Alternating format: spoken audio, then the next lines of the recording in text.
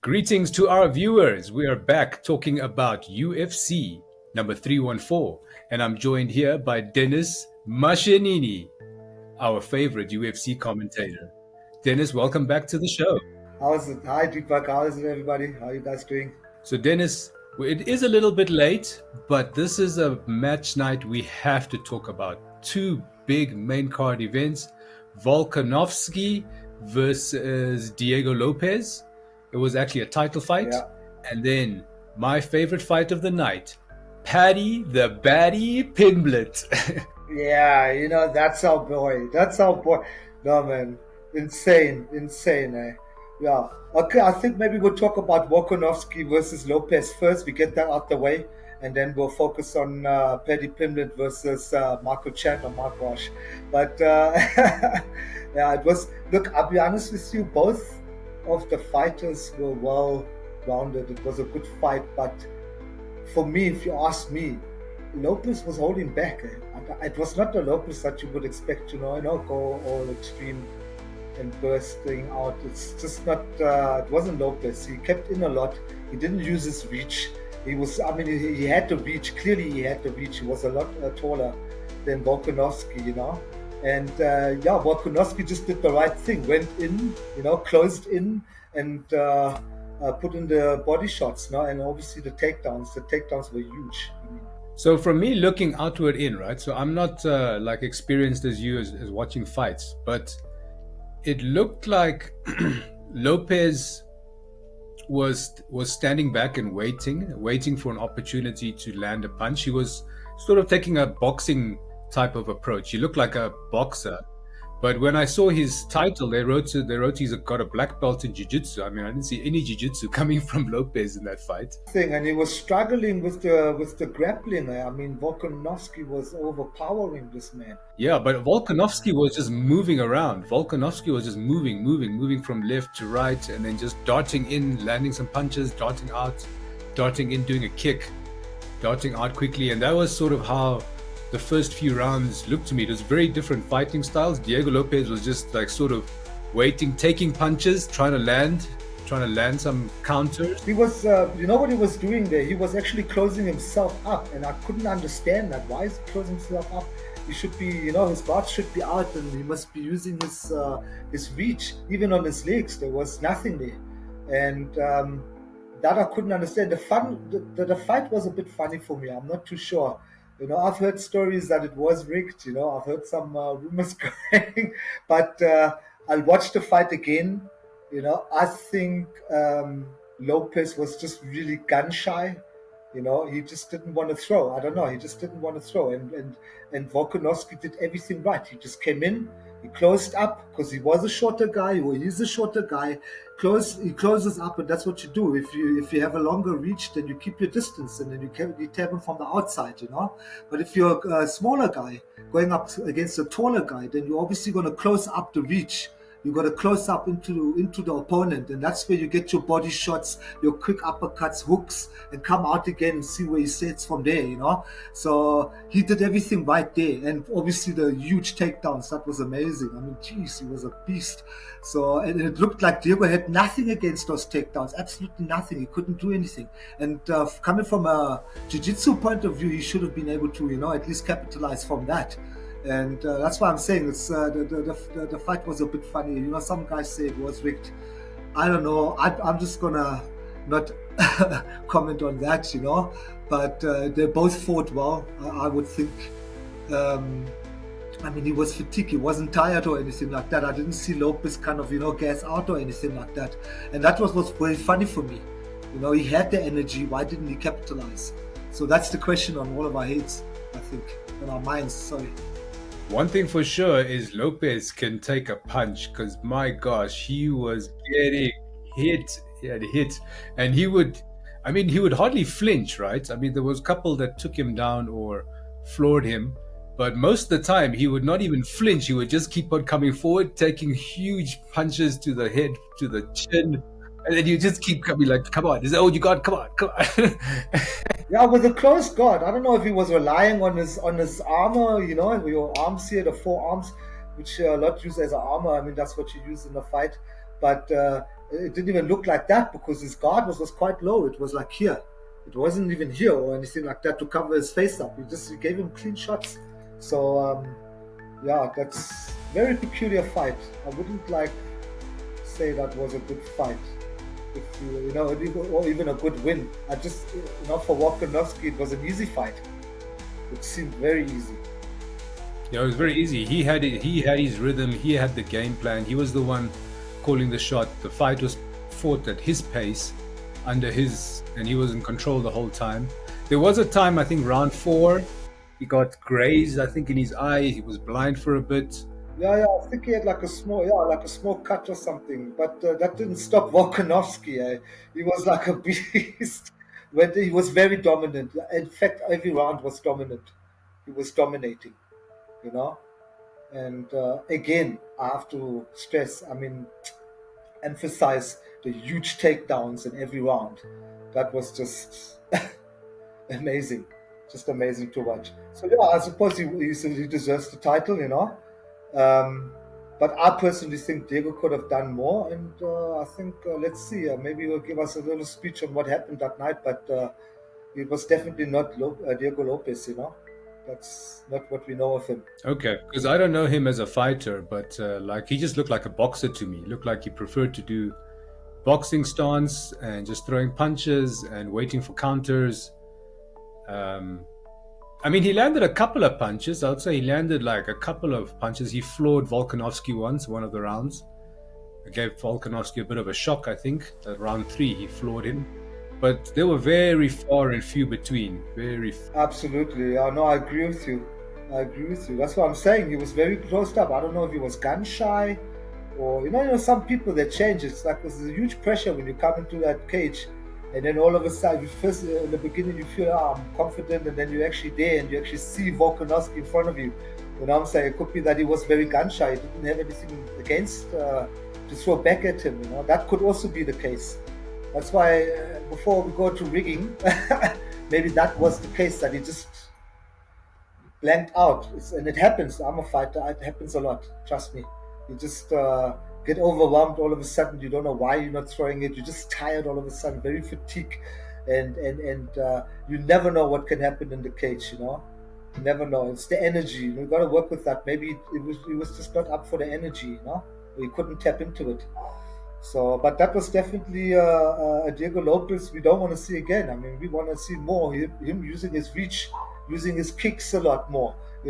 His takedowns, his jiu-jitsu. I don't know what his specialty moves are. I haven't really checked too many fights of his, but the ones I've seen were very more striking. It's very striking. There are a lot of strikes, and I didn't see any of that in the whole fight.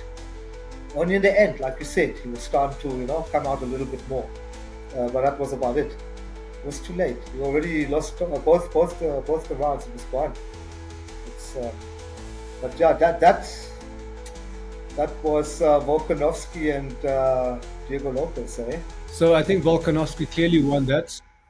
Yeah, he still won. He won. I like him. He's a very explosive fighter.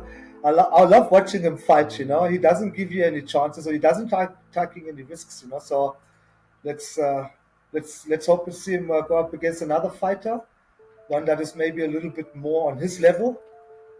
Has the same sort of abilities as him, which is the takedowns and just the whole rawness and the strikes even, I mean, every strike you could... I thought I heard a couple of strikes, actually. I actually heard them when he hit Lopez in the face. So it was, he hit hard. He hit hard. Yeah. So the next fight, this one, Michael Chandler versus Paddy the Baddy Pimblett. My goodness, I haven't seen much fights, but I've never imagined such a one-sided fight. That was basically from round 1. It just looked like Michael Chandler was not in the same league. Paddy Pimblett just looked bigger, looked like he could reach further. He looked stronger. He looked like he had more variety.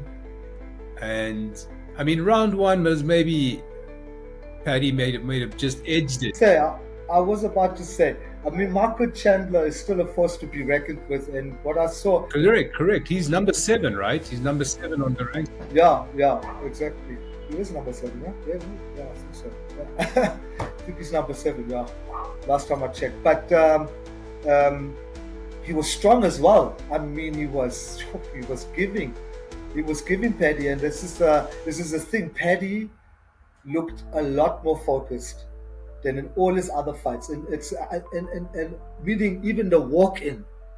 Because normally Paddy in a walk-in is like, he walks in and he's like all happy and smiling, and he's greeting everybody, and very vibey. But this time the walk-in, it seemed more serious. He looked more focused. He was even in the cage. He wasn't like taking it for as a joke now, but like he would normally do. He was just looking very seriously, staring Marco Chandler down or whatever he was doing, and he looked very very focused. And for somewhat reason, either the guy is very scared or he's actually going to go and beat Marco Chandler, and that's exactly what he did. He beat Michael Chandler, you know. The turning point for me was round 2. Michael Chandler gets Paddy's back, takes him down, tries to take his back or tries to mount him. Paddy gets up, then he takes Paddy down again, and he tries to front mount him, and he loses it. He loses that position, and he ends up at the bottom of guard. Yeah, that was very quick. That was so quick. It was so fluid. Instant. He was in the control. He was the one going for the back, and then he just lost it in that instant. He ended up at the bottom of guard, and I don't know what happened. He just panicked. He didn't close the distance. He just went into like poof, cover my face defense mode, and then yes, man. Then the demolition just began there. But this could have gone both ways. This is what I'm saying. In that second round, it could have gone both ways, honestly, because I thought, no, maybe Paddy's in a bit of trouble here, because I mean, Marco Chandler was on him. He was on him, and he was strong. It's not like he was holding back, And then in that brawl, or in that brawl that they were having, there was, I don't know, it was a quick switch, and boom, Paddy had a top position. I was just like, wait, that was quick. And he capitalized on that. He didn't give it back, He didn't give it back. Chandler tried to escape. He couldn't, and then Paddy was just landing shots, but keeping that top position control. Yeah, unbelievable. That was such a beautiful fight to watch. I've got even like I think one guy said, it's like, he seems to be just like Conor McGregor with that fluidity of his punches and strikes, and because really, I mean, Paddy his strikes were so quick, his jabs like poop, poop. It was just in there, and it landed. And he used his reach. You see, this is what I'm talking about. He used his reach on Marco Chandler, who is clearly shorter than Paddy Pimblett, and he's got the reach, and he used it. You see what I'm saying? He kept his distance, and he got in, and it was a shot every time. And that's what Diego Lopez should have done. Exactly that. And he was lacking that, what Paddy actually had. So it was Paddy's evening for that night. Luckily, the round 2 ended for Michael Chandler. He was basically struggling and surviving for life. His back was taken. He was on the ground. He was taking elbows and punches to the head and to the body. And then luckily the round 2 bell went. And we thought, okay, Michael Chandler escaped. He's going to come back into it.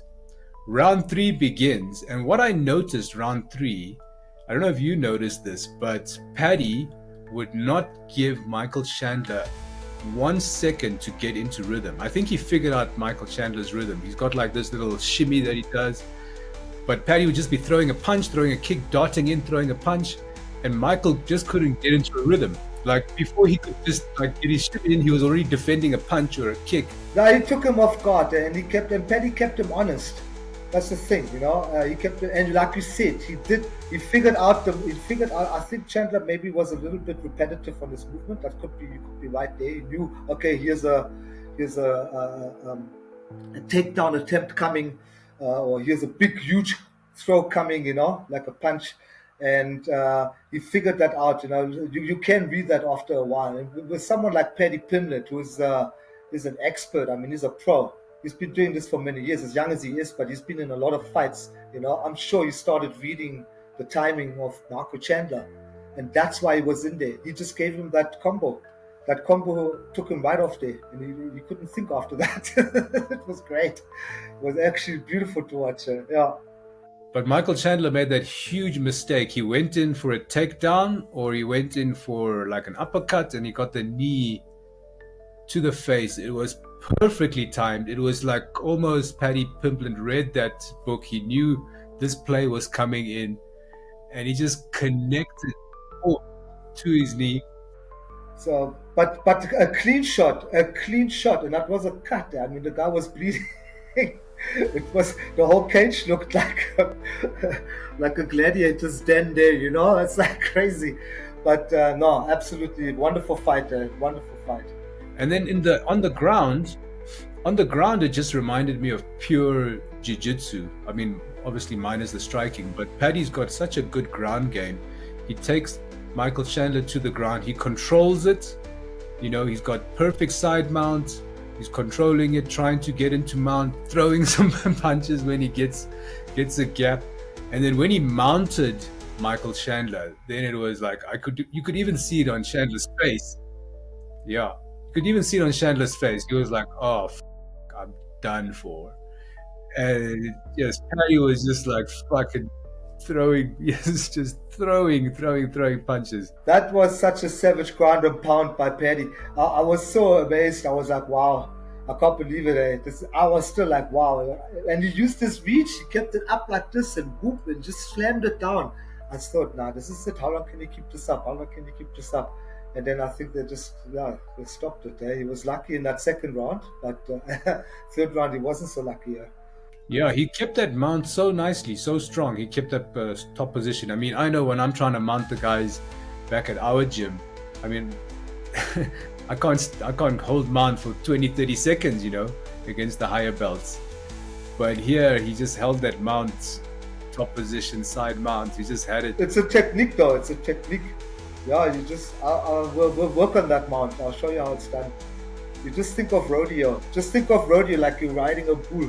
It's like, I'm just kidding. Because that's how that buckle actually comes. You just need to be able to keep your balance, using your arms either to move forward, or just kind of stay back, either way. But that was such a beautiful fight to watch. One of the commentators mentioned that Paddy comes at different angles. Like he doesn't just punch straight. He like comes at a funny angle. He like darts here, and he like doesn't come straight at you. So you're like, first of all, dealing with a punch from where you're not really expecting it. And number two, he's just coming so fast, coming at you. His striking game so good. His grappling game, if people didn't know about that, his grappling ground jiu-jitsu game, my gosh. No, it's very strong. It's very strong. But also, like you said, is striking. And that's what we also learn at Kung Fu, is we don't come with straight punches. We come with a sidestep punch. So we step to the side punch, step to the side. We practice that over and over again, And I think Paddy has got a really good teacher to have taught him that. Because that's where actually the impact comes from. Or the striking, the calculated strike, where okay, I'm really going to get him. You actually get through the guard, because you sidestep in the guard and coming from the side, he's not going to be able to see that. And he did that a lot, Paddy, like you said. So his striking game was on top. I was very impressed. Yeah, definitely a very clever fighter. I'm starting to understand what people say when they say that fighters have a high IQ. Or this fighter is a higher fighting IQ, because I could see that with Paddy. He taught me something about watching fights. The first round, it was sort of evens, but he was just sizing up Chandler, getting his rhythm, understanding. Second round, I mean, it he just looked dominating. He just really, really looked in control. And then third round, Chandler just looked out of it. It looked like he was out of the league. Like it was like a mismatch, It was like something that also you would not expect from Marco Chandler, to look like that. And I mean, obviously he's been in the game for longer than Paddy, and this is not something that you would have expected from Chandler. Although he looked strong, He looked very strong. It just seemed that Paddy outsmarted him in every way, in every single way. It was just, and then in fact, that's what fighting is. It's basically just physics. It's physics, just knowing where to stand, knowing where to take the block, and you know what I'm saying. It's like standing back. Because I've now also discovered that running away in the cage, there's nothing wrong with that. You're getting away from points, so I don't get the points. And I'm just taking out all my energy, and then when I finally get you, I'm too tired to further engage, and then that's when the opponent comes at you. So it's a chess game, but it's physics at the same time. I'm so glad that we had the opportunity to talk about these two amazing fights. It is late, but these fights were so good, of the highest quality, that we had to speak about it. The next UFC is going to be coming much sooner. So I think the UFC is in a week or 2 weeks' time. UFC 315. And we'll get that video out much sooner after the fight night. But to the viewers, I hope you enjoyed. Dennis, we love your commentary, your insights, and just letting us know how a fighter thinks. It's good to know. Definitely.